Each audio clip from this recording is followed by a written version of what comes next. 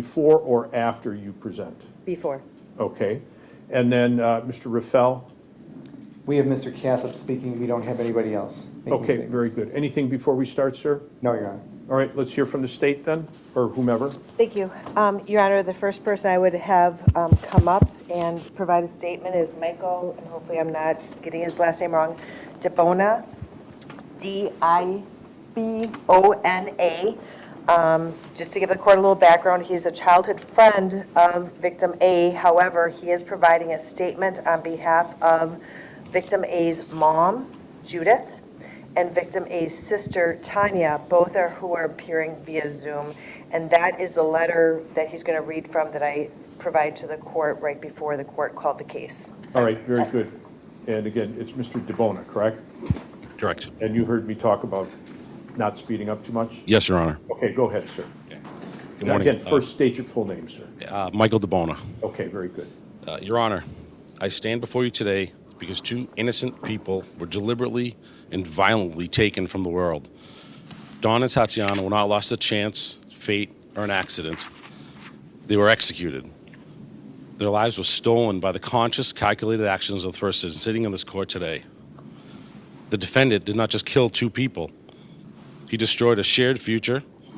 He ended years of love, plans, milestones, and memories that were never given the chance to exist. The devastation left behind is total and irreversible. Don is my best friend. He was also a son, a brother, a husband, and a source of love, laughter, strength to everyone who knew him. His wife was his partner in life, someone he loved deeply and planned a future with.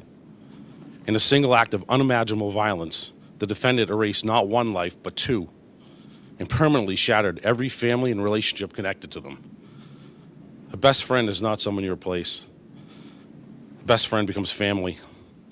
They're woven into your identity, your history, and your understanding of the world. When that person is taken, when they're executed, something fundamental is ripped away forever. That was Don to me.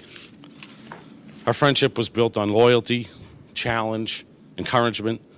From childhood through adulthood, we pushed each other to be better men.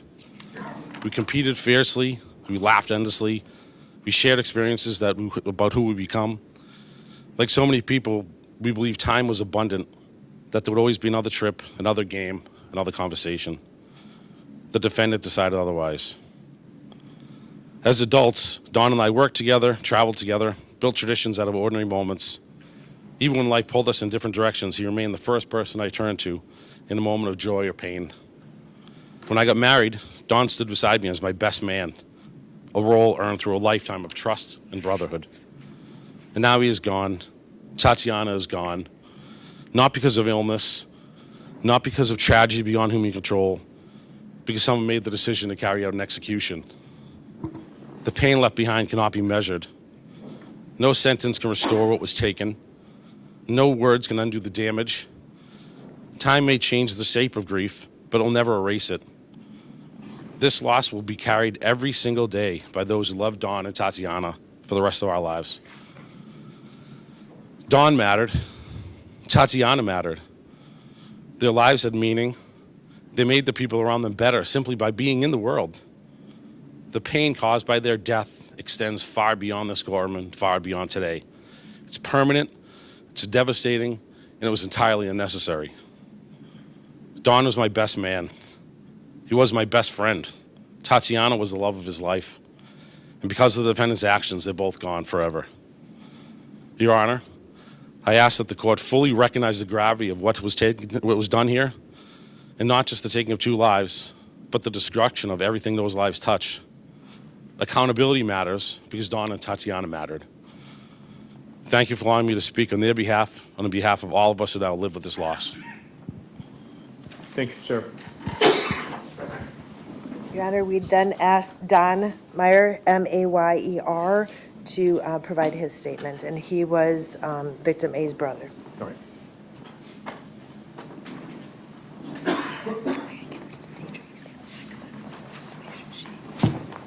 Tell me your name, sir, please.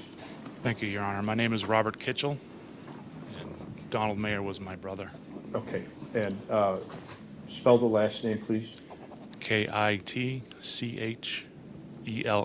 All right, thank you, sir. Go ahead. Your Honor, I thank you for the opportunity to come here today and speak and address the court. Sir, can you pull the microphone closer, please? Thank you very much. Your Honor, I have come here today as a representative of my family to share the profound impact that the loss of my brother Don and his wife, Tatiana, has had on our family and their friends. Their lives were intentionally taken in an act of senseless and unforgivable violence. At the time of their murders, our family was already mourning the loss of my father, who had passed away only a couple of months earlier. This additional tragedy has left us overwhelmed with grief. For more than a year, we have struggled to make sense of it. There is no reason that can justify such an ultimate betrayal. My family is forever broken. There will never be another holiday, celebration, or gathering where we are whole again. No family should have to endure this much loss in such a short period of time.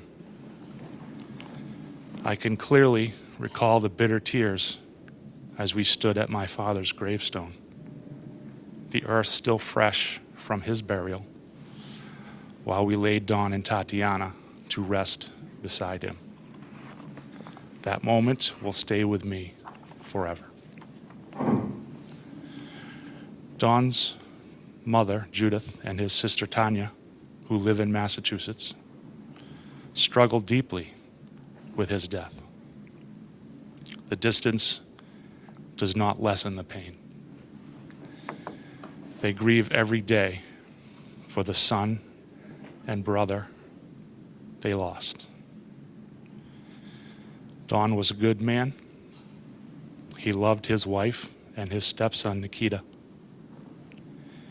He provided a beautiful home in a safe neighborhood with excellent schools. He took them on vacations to exciting places. He spent time teaching Nikita how to play basketball. Recently, he cashed out part of his inheritance to buy Nikita a brand new piano, hoping to foster a love of music. That is the kind of father and provider he was. Tatiana was a devoted mother who deeply loved her only son. She brought him from war-torn Moldova to the United States so he could grow up in a safe home with a loving family. She was pursuing a business degree at Carroll University and working hard towards her future. Her diploma and graduation gown arrived in the mail after her death. They were found unopened in her home. Those items will now be sent to her mother, Lydia, who is also devastated by the loss of her only child. She has no family left. The manner in which Don and Tatiana were killed is something no family should ever have to endure. Don was shot in the back of the head. Tatiana was ambushed as she walked through her own front door. Afterward, their bodies remained in their home for 12 days. On February 20th, surveillance footage shows Nikita taking pictures of Don's body and speaking about it in a way that shows a chilling lack of remorse. These actions have compounded our grief beyond words. They demonstrate a level of detachment and cruelty that is deeply disturbing.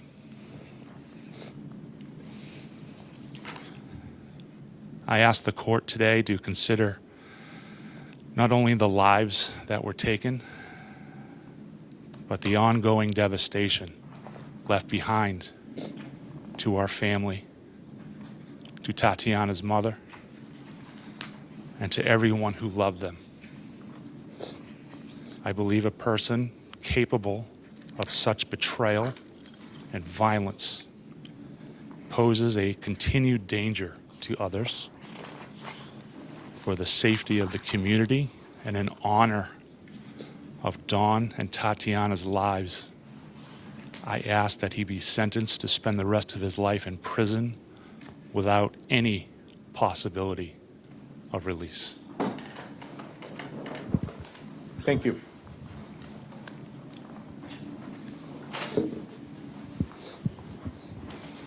Ms. Basie?